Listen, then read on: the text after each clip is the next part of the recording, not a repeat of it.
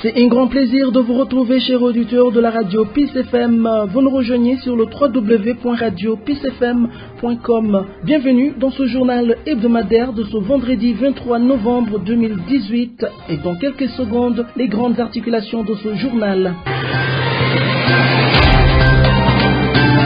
Les réfugiés du camp de Lusenda en République démocratique du Congo sont dans une désolation totale suite à un vent violent qui a ravagé ce camp. Les réfugiés du camp de Lusenda vivant avec le VIH-Sida disent qu'ils ne reçoivent plus des vivres et médicaments appropriés pour survivre à cette maladie.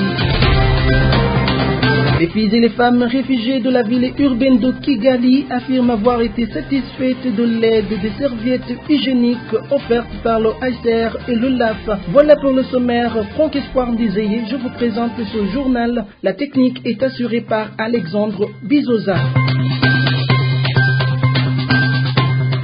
Bonsoir. Comme je venais de vous le dire dans les titres, les réfugiés du camp de Lusenda en République démocratique du Congo sont dans une désolation totale. Cela est dû à un vent violent qui a ravagé le camp. Une fontaine de maisons a été détruite et tant de matériel de maison ont été endommagés. Béni Axela Kana pour plus de précision. C'était aux environs de 7 heures du matin de ce dimanche 18 novembre 2018 quand un vent violent a ravagé le camp des réfugiés burundais de Lusenda. Une centaine de maisons a été endommagées, surtout dans la zone 6 de ce camp. Le bilan matériel occasionné par ce vent est lourd, comme le témoigne Faustin Nividi, président du camp de Lusenda. Il précise qu'à côté des centaines de maisons détruites par ce vent, 5 bureaux des organisations humanitaires implantés au village de Katunguru, ainsi que d'autres bâtiments ont été victimes de cette tempête et demandent que ces réfugiés soient assistés. Dès ce petit matin, on n'a pas eu le temps de se reposer et d'aller à la messe. Jusqu'à maintenant, on a déjà enregistré 5 bureaux endommagés. C'est le bureau du comité directeur, le bureau de l'ARD, le bureau du PAM, de la police. La salle des policiers prennent pause et enfin, le bureau de la Croix-Rouge de Katunguru. Et l'espace famille des enfants aussi démoli. C'est pour cela que nous sommes ici en train de porter secours en première nécessité. On compte aussi un grand nombre de maisons pour réfugiés totalement démolis. On n'a rien à dire jusqu'à maintenant. Nous sommes désolés. En tant que représentant de ce camp, je lance un vibrant appel à des associations charitables pour réfugiés et à toute personne avec un cœur charitable de tout faire pour nous faire parvenir des aides pour que nous puissions vraiment vivre comme des humains. Sinon, nous souffrons beaucoup.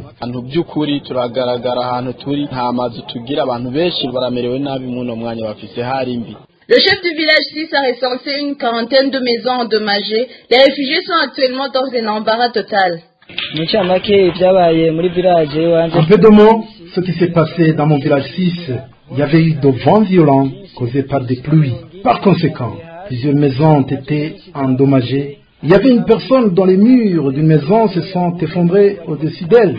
Pour le moment, cette dernière reste hospitalisée. Cependant, les personnes dont les maisons ont été démolies ont besoin d'une aide en urgence, en attendant toujours ce que le HCR puisse faire, car n'y a pas, jusqu'à maintenant là, où ils peuvent se loger. Je leur conseille d'aller s'abriter chez leurs voisins, en attendant que le HCR fasse quelque chose en leur faveur.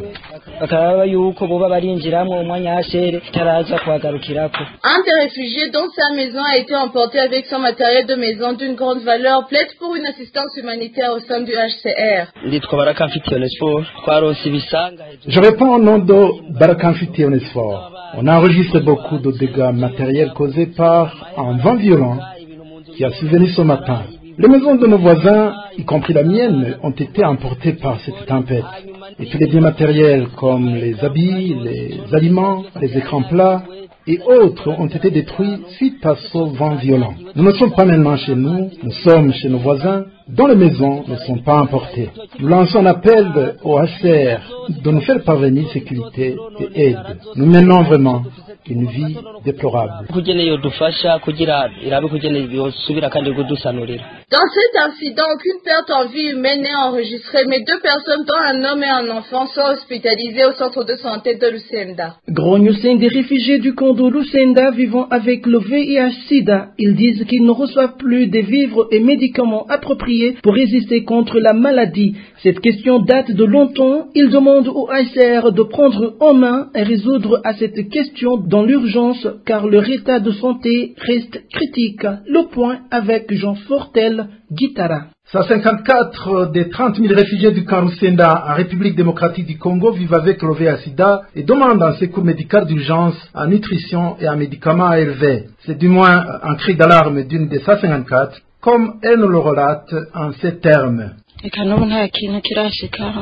ne nous a pas parvenu jusqu'à maintenant, mais nous avons pensé que vous n'avez pas plaidé pour notre faveur. Même à cette heure, nous crions haut et fort que nous vivons dans de mauvaises conditions et que nous n'avons pas une belle vie. Même ces antirétroviraux n'agissent pas. Je voudrais que ces malades du sida soient bien traités comme les autres malades et qu'on leur donne quelque chose à manger parce que ces médicaments antirétroviraux leur font trop mal. Nous, ITT, c'est 11 000 francs que FAR nous donne.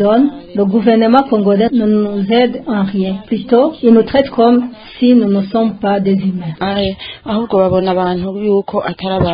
Cette situation de pénurie, de rupture de stock en vivres et en médicaments ARV pour réfugiés du camp de Lusenda est vieille de 3 mois. Ils administrent certes l'ancienne distribution de Nundu qui bénéficiait de compléments de PAM. Le constat général étant qu'il y a pour le moment arrêt total de distribution en vivres et médicaments ARV. L'ONG World Child, qui distribue de l'argent à ces personnes, doit veiller à une bonne et équitable distribution d'argent. D'aucuns se plaignent de certaines irrégularités dans la distribution de sous pour cette organisation World Child. Ils demandent plus d'implication du HCR pour réguler la distribution en vivres, en médicaments et en argent de secours.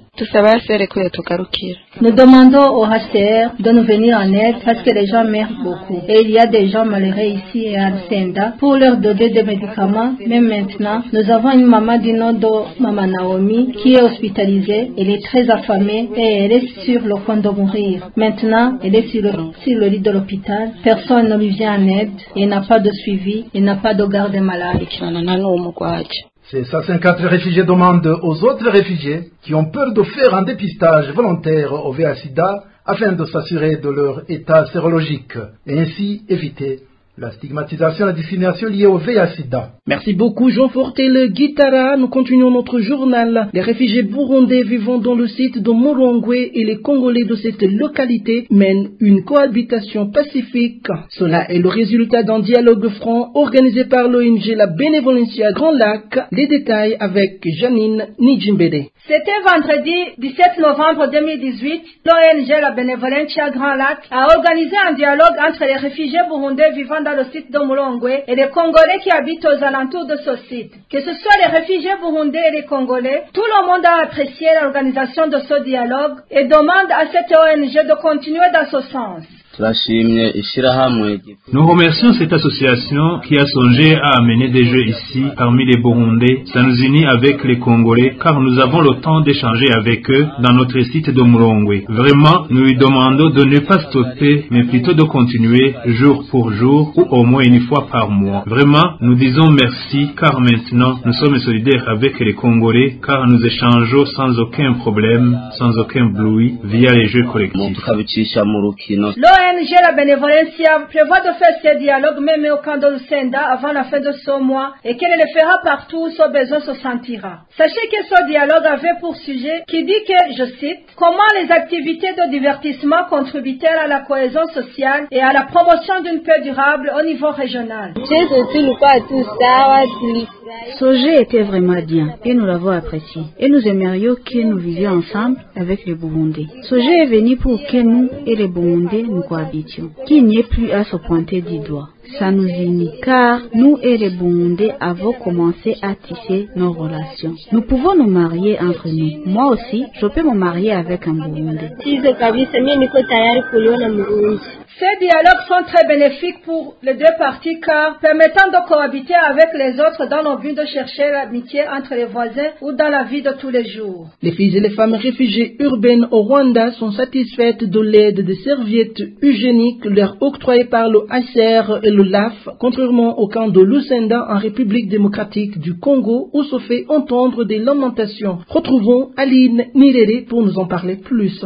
Ces filles et femmes qui ont dernièrement bénéficié des serviettes hygiéniques de la part du HCR se situent dans la tranche d'âge de 12 à 50 ans. Chacune a reçu 9 paquets. Les bénéficiaires n'ont pas manqué de manifester leur satisfaction. Nous écoutons l'une des femmes bénéficiaires. Je remercie le HCR qui nous a aidés en nous donnant des codex. Je le remercie beaucoup. Qu'il prospère pour toujours. Il a fait de bonnes choses pour nous. Ça faisait un bon bout de temps qu'on ne reçoit pas ces codex. Mais nous remercions le HCR. Qu'il continue à travailler comme ça. Nous le disons merci infiniment.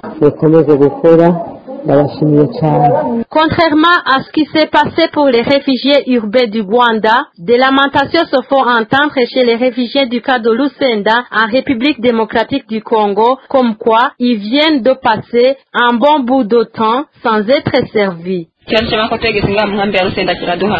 La question des serviettes hygiéniques est une problématique pour nous. Ça fait beaucoup de mois que nous avons besoin de serviettes hygiéniques, mais nous n'en trouvons pas. S'il arrive que nous en sommes dans le besoin, nous utilisons des sachets ou des restes des habits usés, mais le problème que nous avons, c'est que nous ne sommes pas dans l'avenir à la vie des maladies liées à notre mode de vie. Auparavant, nous étions assistés en la matière par la IRD, mais à présent, la IDES devrait normalement prendre relève. Et depuis qu'elle est en œuvre au camp, nous avons longuement entendu, mais en vain. Nous regrettons le départ de la IRD. Quant à ces ONG comme le HCR, CNR et AIDS, si CNR veut réellement nous aider, qu'elle conscientise AIDS pour que cette dernière nous donne ce dont nous avons besoin, parce qu'il nous le faut en urgence. L'on pourrait alors se demander le pourquoi de ce manque de serviettes hygiéniques au camp de Lusenda en République démocratique du Congo, alors que généralement dans d'autres camps, elles sont mensuellement distribuées. Les organismes en charge qui sont en partenariat avec le HCR devraient tout faire pour honorer à leurs engagements. À son tour, le HCR devrait faire le suivi pour se rassurer de la réalisation effective des actions dédiées aux réfugiés en temps opportun. Les gestionnaires des camps devraient faire à temps la réquisition des biens et services qui découlent des prérogatives des réfugiés auprès des organismes en charge. Merci beaucoup Aline Nirere pour ton reportage. C'est un soulagement pour les parents des enfants de 2 à 5 ans du camp de Lusenda qui vont bénéficier d'une crèche. C'est un don d'un ONG anglais ActionAid qui a commencé les activités de construction depuis ce lundi. Les parents sont satisfaits de cette initiative, ce qui facilitera les enfants à fréquenter l'école située non loin d'eux.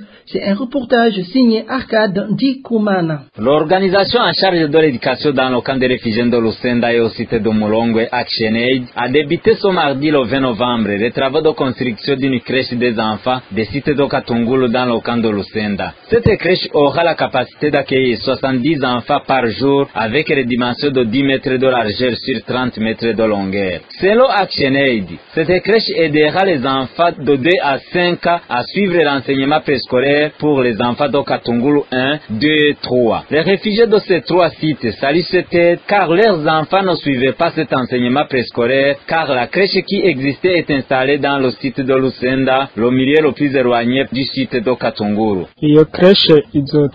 Cette crèche nous est importante car Lusenda était très loin. Nos enfants ne pouvaient pas y arriver étant loin. Mais actuellement, les parents seront soulagés puisque nos enfants vont recevoir un lieu qui est proche où étudier. Vous saurez que le camp des réfugiés de Lusenda abrite plus de 30 000 réfugiés et dans ce cas, il n'y avait qu'une seule crèche. Arcade Ndikouman, depuis le camp de Lusenda pour la radio Peace FM. Toujours dans le camp de Lusenda, le conseiller juridique et administratif du président de la République démocratique du Congo a rendu visite aux réfugiés burundais de l'église catholique au camp de Lusenda ce samedi 17 novembre 2018. Ce dernier leur a envoyé un don de 60 tôles pour la construction de leur église dans ce camp de Lusenda. Le point avec Emmanuel Munzimana. Ici, c'est dans le cas des réfugiés burundais de Lusenda. Une grande joie surmonte dans les esprits des croyants catholiques de Soka grâce à une visite du conseil juridique et administratif du président en exercice de la République démocratique du Congo, mais aussi le représentant de l'église catholique en Mboko à l'est de la RDC. Lui aussi dit être fier d'avoir rendu visite à ses frères catholiques de cette localité et a amené avec lui une aide de 60 tôles ondulées pour le toit de l'église qui est en train d'être construite dans le cas de Lusenda. Oui, je suis chrétien catholique, responsable de cette église. Bon, ils ont exprimé le besoin qu'ils avaient de construire une église, mais qu'ils avaient surtout besoin de tôles. J'ai amené 60, on va voir ce qui va manquer, nous pouvons ajouter. Je suis content de me retrouver parmi mes frères et de répondre à leurs besoins, que cette maison de Dieu servira pour rassembler les brebis de Dieu et va faire en sorte que, même dans le camp ici, le nom du Seigneur soit proclamé. Jean-Baptiste Nimilangeza, représentant des chrétiens catholiques, se dit être satisfait de ce don et remercie vivement les visiteurs. Il demande à ses confrères de la diaconie de Soka de prier pour lui afin qu'il soit béni dans ses tâches. Avec un don de 60 tôles que nous venons de recevoir, vraiment j'en suis fier et nous remercions aussi à celui qui nous a fait ce cadeau, aux chrétiens catholiques. À eux aussi, ils sont fiers et je leur demande de pouvoir prier pour eux pour que son service soit continu jusqu'à son détermination de ce jour. Thierry et Esther sont des fidèles de l'église catholique, remercient cordialement son conseiller juridique et administratif et disent qu'ils sont fiers de cette aide, mais demandent aux autres bienfaiteurs de leur venir en aide car il y a encore un tas de choses à faire pour le finissage de cette église. Je m'appelle Thierry Bigirimana. Je suis chrétien dans notre église catholique. Il nous était tellement difficile. Nous avons prié dehors toute cette saison sèche. Mais Dieu a béni. Maintenant, nous avons les tôles pour notre église. Nous n'avons pas encore eu tout ce premier pas d'avoir les tôles. Nous enchante beaucoup et nous demandons aux autres bienfaiteurs qu'ils fassent comme ce premier. Je m'appelle Bayaga Aster. Moi aussi, je suis chrétien. En même temps, maçon de cette église. Nous nous sommes organisés avec mes confrères maçons. Nous avons d'abord monté les planches. Nous avons besoin encore d'autres pour les portes et les bancs et aussi la peinture. Il nous reste encore beaucoup de matériaux. Ce conseiller juridique et administratif est natif de cette même localité et indique qu'il est prêt à faire encore de son mieux pour que la construction de cette église soit terminée. Ces cérémonies se sont clôturées par une ambiance de louange avec des chansons dans les langues natales le Kirundi.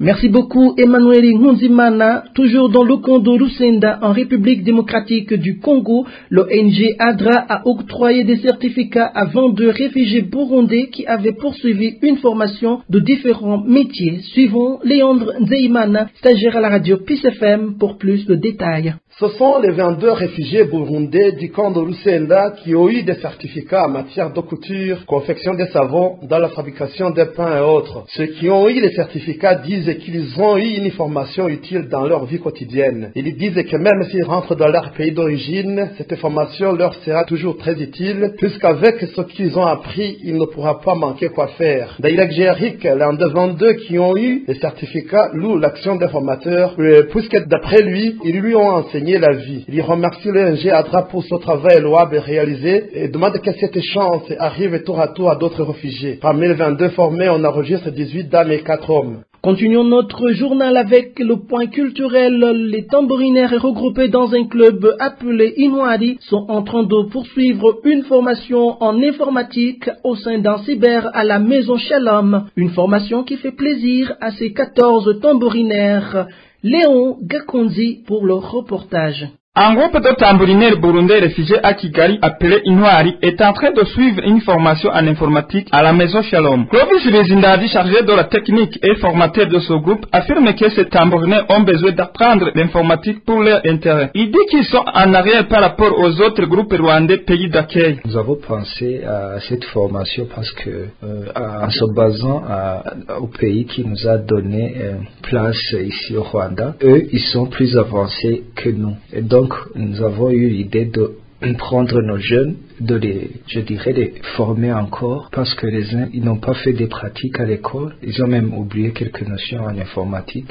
C'est dans le but que nous avons pensé de les amener encore, de les former, et de les mettre encore sur le même niveau que leurs frères rwandais. Si je vois leur niveau, ça va me prendre pas mal de temps, parce que les uns même ont déjà oublié des notions en informatique, donc il faut recommencer à zéro, mais je veux faire tout mon possible pour les donner une formation de qualité. Pascal Nyonzima, un des représentants de ces tambouriniers, lui aussi qui suit cette formation, dit que cette formation est très nécessaire puisque être tambourinier n'exclut pas à vaquer à d'autres activités. En plus, il évoque que ces tambouriniers ont besoin de se comparer à d'autres tambouriniers du monde via l'informatique. Le tambour est dynamique, donc ça évolue avec le temps. Être tambourinier, n'exclut pas que tu exerces d'autres métiers. Tu peux travailler dans un bureau en même temps jouer au tambour. Nous sommes appelés à nous situer dans le temps et dans l'espace. Et maintenant, l'instrument ou l'outil informatique est déjà entré dans la vie professionnelle. Donc,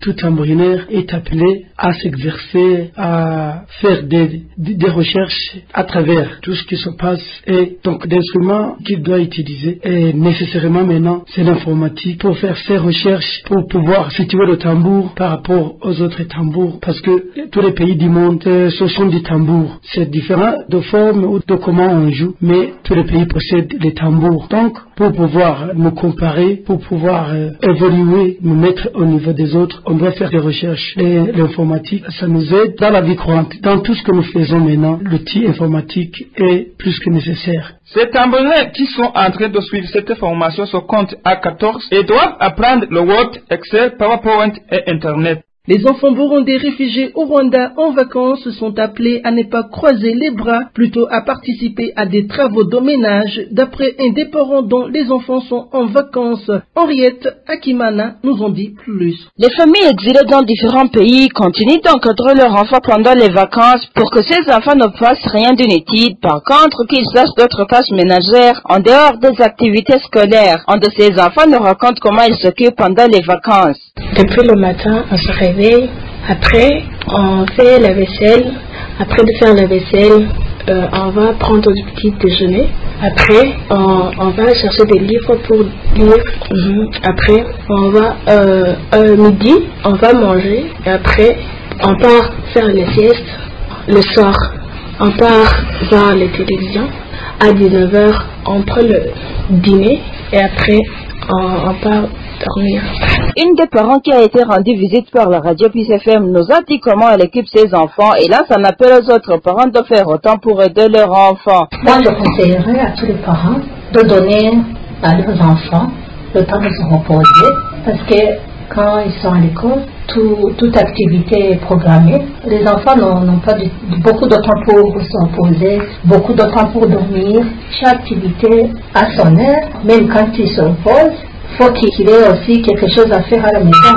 Par exemple, nettoyer la maison, faire la vaisselle, laver ses habits. Il ne faut pas que l'enfant dorme seulement. Et il y a aussi des enfants qui aiment lire des livres. Il y a des enfants qui aiment faire quelques activités sportives. Il faut laisser l'enfant s'épanouir pendant les vacances. Signalons que ces vacances vont durer à peu près 2 mois et que les enfants doivent être bien éduqués, soit par leur famille ou par d'autres centres d'encadrement. Dans le camp des réfugiés de Lusenda, en République démocratique du Congo, les droits de l'enfant sont respectés en général et les abus faits contre les enfants ont diminué en 2018 par rapport à l'année passée, selon les propos de Moussa Bigirimana, président du réseau communautaire pour la protection de l'enfance, RECOPE en sigle, lors de la célébration de la journée mondiale de l'enfant, novembre 2018. C'est avec Claudine Daïchimier. Dans le camp de réfugiés de Lusenda, cette journée mondiale de l'enfant a été célébrée le 19 novembre. Les réfugiés, en collaboration avec l'ONG Save the Children International, en charge de la protection de l'enfant, et le réseau communautaire pour la protection de l'enfance, Récopé ainsi, œuvrant dans le cadre de Lusenda, avait organisé un atelier de sensibilisation entre les institutions politico-administratives. Moïse Bigirimana, le président de Récopé, a annoncé que les droits de l'enfant au camp de Lusenda sont généralement respectés et les abus faits contre les enfants ont diminué en 2018 par rapport à l'année passée. Moïse s'est basé sur la diminution remarquable des violences physiques contre les enfants qui a passé de 26 cas en 2017 à 6 cas cette année. Cette diminution serait à la base des campagnes que les membres de Récopé ont effectuées dans son camp. Moïse lance un appel à la population, celle de Lusenda en particulier, à s'impliquer dans la protection de l'enfance. L'appel que je lance est de savoir que l'enfant est vulnérable, car l'enfant est parfois soumis à des coups comme on le veut et lui faire tout ce que l'on veut parce que c'est un enfant. On doit savoir que c'est un être humain, qu'il doit être respecté, qu'il doit être protégé et surtout que c'est nous les parents adultes qui devons les protéger et les orienter dans les objectifs et écouter leurs idées. La journée mondiale de l'enfant a été créée en 1954 et sa première célébration a été faite en 1989 après la signature de la Convention internationale pour les droits de l'enfant par les pays membres de l'ONU. Et pour clore notre journal, la bonne gouvernance en milieu scolaire reste une priorité de l'ONG hollandais World Child dans le camp des réfugiés burundais de Lusenda. C'est dans cette optique que les membres du comité des parents, comité des élèves et les enseignants sont en train de suivre une formation en matière depuis ce jeudi 22 novembre dans ce camp de Lusenda. Marie-Charles Ninina Hasgue pour plus de détails. Cette formation sur la bonne gouvernance en milieu scolaire a commencé mardi 20 novembre à l'école primaire de Katunguru. La formation se fait dans des salles de formation, les enseignants à part, les parents et les élèves de l'autre part. Selon l'inspecteur de l'enseignement secondaire, M.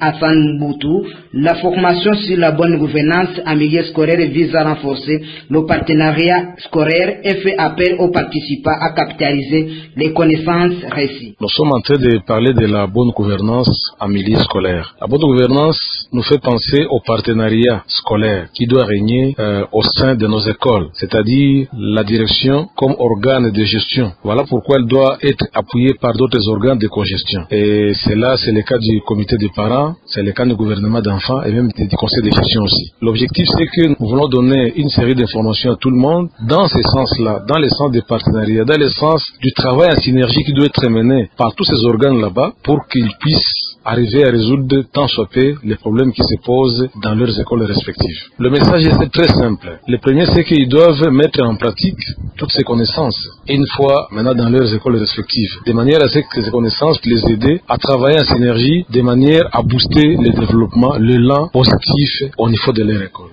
Selon le directeur adjoint de l'école primaire Katunguru, M. Apera Mopendwa, la formation est utile car chaque structure scolaire saura maintenant ses attributions pour la bonne marche de l'école. Vous savez, avec cette formation, vraiment, c'est très utile pour nous parce que jusque-là, il y avait les uns maintenant de membres du comité des parents ne savaient pas maintenant leurs tâches. Maintenant, à travers ça, chacun va savoir quelle tâche maintenant qui est attribuée à lui. Et aussi, il y a aussi les parents qui disaient que comme l'élève étudie à l'école, il ne peut pas peut-être contribuer à l'école. Mais ils ont aussi très bien qu'ils ont aussi leur contribution de l'école. Bon, les parents des élèves, lorsque maintenant à l'école, il y a une organisation, soit après maintenant de les traiter. Parce que l'école est là pour les parents, l'école est là pour les élèves, alors on ne peut pas fonctionner sans la contribution des parents. Cette formation est organisée pour 5 jours à l'intention des membres du comité des PALACOPA, comité d'élèves et du corps enseignant par le ministère de l'Éducation secondaire et primaire dans la province du Kivu, sous l'appui financier de l'organisation humanitaire international World Chadland. De l'école primaire Katunguru, Marie-Charles Nina Hazwe pour la radio Peace FM. Voilà, c'est par ce point de Marie-Charles Nina Hazwe que nous bouclons notre journal hebdomadaire de ce vendredi 23 novembre 2018. Je vous remercie, chers auditeurs de la radio Peace FM, de nous avoir prêté une oreille attentive. Je remercie toute l'équipe de la rédaction, spécialement Alexandre Bizoza, mon commandant de bord. À la présentation était Franck Espoir Dizey. D'ici là, portez-vous bien. Bye bye.